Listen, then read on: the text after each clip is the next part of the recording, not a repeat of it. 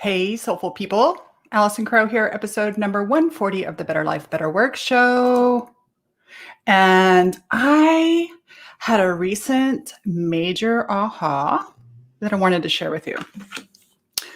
Who else has felt really down and burnt out and exhausted or annoyed or discouraged with social media? I know I have. And that was a very strange feeling for me because I love and have loved social media. So I was in a meeting last Friday morning and there was a discussion going on about marketing and oh my goodness, it's not good to sneeze right when you're recording a podcast. Excuse me. I was in a meeting and we were talking about marketing, and a lot of the people were really down on social media and tired on social media. And so the first thing I want to tell you is for whatever you decide to do, trust yourself. Okay. This is just my view, not maybe yours, right? And so the ultimate theme of this is listen to yourself. Anyways, I was in this room and most of the people in there were really discouraged and found social media to be super heavy. And while I was in the room, I was also remembering one of my colleagues and friends who loves Facebook. She loves it. She loves it. She does lives 2 or 3 times a week. She creates all her business there. She connects with people there. She just loves it unapologetically. And that used to be me. So what I want to share with you today is if you're up for reclaiming your love of social media, I want to share a few things with you. So the first one, I thought about doing this one last, but this first one is the lever to everything else. So it's in the framework of being self-led. And self-led is, well, what does it mean to you? What it means to me and what it has been meaning is in the context of internal family systems, which you may know that I am studying and going through therapy and coaching with that modality. And self is our core highest energy. There are many aspects of self, but the primary 8 are the 8 C's: calm, curious, compassionate, connected, confident, creative, courageous, and clarity. And if we're not self-led, we are led by other parts of our internal system. I have a part of me that really needs to sneeze right now. Excuse me. Okay, so if we're not led by self, we're led by other parts. And on social media, I have found that my parts get really, really activated. The parts that comparison is a major thing that happens to me subconsciously. Like I'm not out here looking to compare, but it slowly seeps in. And I hear this from my clients and colleagues and friends all the time, that it just can be really overwhelming. Comparison. So when comparisons start, then doubt kicks in, right? And so next thing you know, if I'm on social media and not being led by self, then I'm usually just scrolling. I'm not thinking about contributing. I'm thinking about what I'm doing right or what I'm not doing. And that's not how I want to be in social media. And if I am performing on social media marketing, for example, not just as personally, but professionally, if I'm communicating with that energy, I personally believe that no matter the post, the energy behind the post, the energy when the post is created actually has an impact. So you can have the same 2 posts, but the energy, I just believe weird stuff like that. So for me, excuse me, Elise, will you cut that out? That coughing stuff, so it's not in the audio. Live viewers, you get the coffee allergy, Allison. Podcast replay viewers will not have all that. Okay, self-led. So as I was sitting listening and watching and listening to people discuss this, I was like, what if I were self-led on social media? What if my marketing were self-led? And this was a big insight for me because personally, I've been doing the work of being self-led in my emotions, being self-led in my relationships, being self-led, like when I notice parts of me that come up that are very critical or that want to tell people to fuck off. I've been really checking in with all my parts and my higher self every single day. But I hadn't put it in this context of what if I were self-led? What if I were self-led? And so what if calmness, curiosity, compassion, connectedness, confidence, creativity, and courage and clarity were leading my marketing team, which is me? What if they were leading my content? What if they were leading my time on social media? And instantly, when I considered and pondered that question, I felt lighter. And a lot of my colleagues, have come to the place where they're really not wanting to use social media. I totally get it. And what was interesting, even in a room full of colleagues that really decided it's not their favorite thing, that question of what if I were self-led led me to realizing that it is okay for me to love it, even if everybody else hates it. And what do I need to do? How do I need to be? Who do I need to be? And how do I need to actually do when I implement social media? So number one is self-led, right? I do not want to let my fear, doubt, and comparison. Now, how can I support myself? How can you support yourself in being self-led? So the first thing I do is clean up my feed. A practice that I've had for quite a while is if something comes through my feed and hits one of my parts that gets into comparison, or I know if I see something and my initial reaction is to feel bad about myself, I mute it, hide it. Okay. You can mute people in your feed without unfriending them. You can mute them for 30 days. You can snooze them. That has helped me a lot, right? Because sometimes I'll get through that and that person's stuff won't get me anymore. It just depends on where I am. So I really control my own feed. The second thing is when ads come up, I don't know if this works or not, but when ads come up that quote trigger me or kind of, make me cringe, I hit the hide ad and then I say irrelevant. I don't know if that helps, but I don't want to see other coaches' ads. I don't want to see the 7-figure snot ads.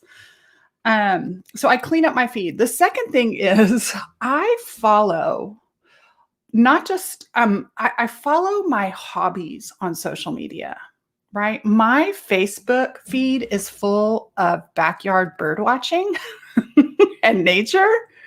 And my Instagram feed is full of art and funny stuff. And so I know we can get in the habit of following all the people in our industry. And sometimes that's overwhelming, right? In social media age, we're so, the phrase, stay on your own mat. It's so easy to look over to other people's mats. And so one of the things that's really helped me, I definitely follow my clients because I like to love and support and hit the love button with my clients and my closest friends. And I tune out anything that doesn't feel good. I just tune out, right? Because if it's taking me out of self, it's taking me out of being centered and creative for myself, I don't want to spend my time on it. I don't even want it subconsciously in my feed. And I've been practicing this. And then also, as I sit down and think about the content I want to share with my audience and how not what I'm doing right or what I'm doing wrong, but how can I contribute? Pulling away from the computer and sitting down with a pen and paper and thinking about my core values and content along those values, content along my offerings, content that helps me support my audience and my would-be clients, I get really excited about creating on social media. And so I want to encourage you. This is a short one, but I just want to encourage you to consider what it would be like to choose. I used to call it my divine, what did I call it? My divine Facebook manager, right? Divine Facebook manager. She was in charge of social media. And so in your system, which part of you is scrolling? Which part of you is creating on social media? Are you creating from scarcity? Are you creating from an obligation? Are you creating from the sense of I should be doing this if I don't do this? Or are you creating from a place of calm, creativity, curiosity, contribution, of courage? Another example, I'll let you know, I have been watching I've been watching TikTok for over a year now. And there is a part of me, especially the part of me that had a lot more physical energy, that really wants to do TikTok. And for the last year and some months, by the time I picked up TikTok and enjoyed it, I was exhausted. I would look at it. And so I have a few TikToks that I've done that are like resting TikToks and laying down in my bed TikToks. I'm all for rest. Y'all know that. And it was interesting because I had this insight last Friday. And then last Saturday, I was sitting down with that clarity of self. It is really hard to be clear when the parts of you that are doubting, the parts of you that are scared, the parts of you that are resentful, the parts of you that are jealous of somebody else's $1 million, the parts of you think that have forgotten who you are. But in this moment of being led by my sacred self, I was clear. And the first thing I heard in my little head and in my wise heart was research. And so instead of just scrolling TikTok, I decided to research, not from a place of comparison, but from a place of learning. When I remember who I am, I love to learn, and learning about how a certain tool might be effective is very different from consuming on that tool. And so ever since then, I've had so much fun creating. I searched some coaches, I searched internal family systems, I searched some small business hashtags, and I just looked around to see how people are doing things. And there's a lot of people doing things that I don't feel like doing, right? Like, so if I'm leading from self, I'm probably not going to be dancing on TikTok. I'm probably not going to be pointing. I'll probably end up pointing, who knows? But right. And I saw some other content creators, because I was in self, that reminded me I can do this my way. That's always so good. So right now, right here, you do you, boo, right? You do you. And I began to think, combine this permission to be me, do it my way. What is some of the of this tool TikTok? I'm trying to think of the question that I asked myself. Like, what is the format that I think would be helpful to my audience? And what are the topics I want to cover? And I've been creating TikToks 1 or 2 times every single day, just as an experiment. I'm going to do it for the next month or 2, maybe even longer, but I'm actually having fun. Instead of picking up my device and being miserable and frustrated and empty and dehydrated, when I lead from self, I feel energized to create and energized to use the tools that I love. I love Facebook and Instagram, and I am experimenting with LinkedIn and TikTok. And I am doing it not from the place of, I should really do this if I want to grow my audience, but from a place of sacred self, remembering who I am, owning my credibility, owning my contribution, owning my gratitude, holy gratitude for these devices that I know it's a mixed bag. I know that it's fucking up my brain. But I also know that connecting with you on social media and through these digital platforms has been so much of a blessing in my life and in my business and in my relationships. I am so grateful. Even before all this stuff came out, back when there was just AOL, back when I was a computer teacher, I have an older half sister. She's 4 years older than me. And growing up, Meredith used to always come to our house like every 2 weeks or I can't remember the schedule, but she has a different mom, same dad. And she came over like on, every other weekend, let's say. And she and I did share a room growing up. But other than that, we weren't super close.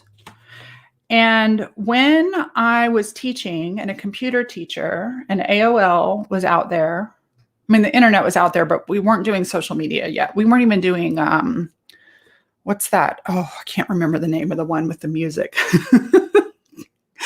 Anyways, I remember connecting with my sister, who at the time lived in Atlanta. She went to the University of Georgia. I connected with my older sister on AIM, the AOL Messenger, Instant Messenger. That little messenger app gave me a totally new relationship with my sister. We did not live in the same town anymore. And when she did move back, I was able to be in her life, not just because we were family, but because we had become friends. I ended up visiting her, traveling with her. That was a crazy trip. I traveled with her. I went out and visited her. And then when she came back to Austin and fell in love and got married, I got to be the realtor of her and her husband's house. I got to know her mother, who my whole life we hadn't known. And that happened. It could have happened, I guess, with letter writing. And social media, this technology has the potential to really nurture relationships. And I think we forget that. I know it's easy to forget that because a lot of bullshit happens. Finally, I will say that Friday morning, almost a week ago, as I was considering what would it look like if I were self-led on social media, for the first time in about 6 years, I realized that when I'm led from self, I'm not afraid of getting canceled. And I will tell you, I didn't know that I was going to say this, but I will tell you that quite a few years ago, so somewhere probably 2014, 15, there were some things going on. And I got really shell-shocked about being a white spiritual coach because there was all this social justice, anti-racism stuff, and I became really afraid of doing it wrong, which was unlike me. And there has been so many opinions thrown around, and now we're in this cancel culture world. And a colleague of mine posted something totally stupid, and she got super canceled, like as in had to move and go hiding.